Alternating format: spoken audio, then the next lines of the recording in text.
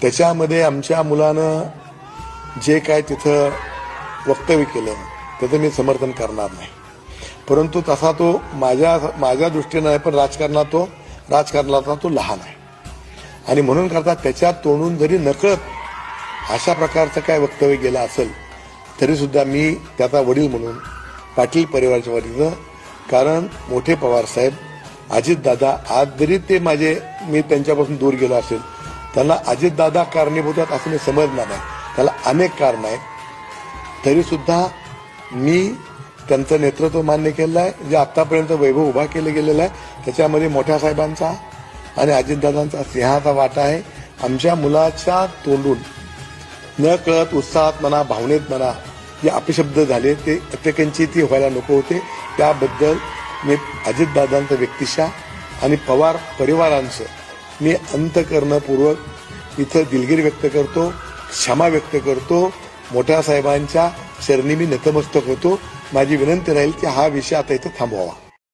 त्याच्यामध्ये आमच्या मुलानं जे काय तिथं वक्तव्य केलं त्याचं मी समर्थन करणार नाही, परंतु तसा तो माझ्या दृष्टीनं नाही, पण राजकारणाचा तो लहान आहे आणि म्हणून करता त्याच्या तोंडून जरी नकळत अशा प्रकारचं काय वक्तव्य गेलं असेल तरी सुद्धा मी त्याचा वडील म्हणून पाटील परिवाराच्या वतीनं, कारण मोठे पवार साहेब अजितदादा आज जरी मी त्यांच्यापासून दूर गेलो असेल, त्यांना अजितदादा कारणीभूत आहेत असं मी समजणार नाही, त्याला अनेक कारण आहेत, तरी सुद्धा मी त्यांचं नेतृत्व मान्य केलं आहे. जे आतापर्यंत वैभव उभा केलं गेलेलं आहे त्याच्यामध्ये मोठ्या साहेबांचा आणि अजितदादांचा सिंहाचा वाटा आहे.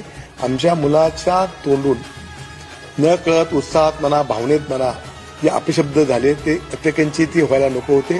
त्याबद्दल मी अजितदादांचं व्यक्तिशः आणि पवार परिवारांचं मी अंतःकरणपूर्वक इथं दिलगिरी व्यक्त करतो, क्षमा व्यक्त करतो. मोठ्या साहेबांच्या चरणी मी नतमस्तक होतो. माझी विनंती राहील की हा विषय आता इथं थांबवावा.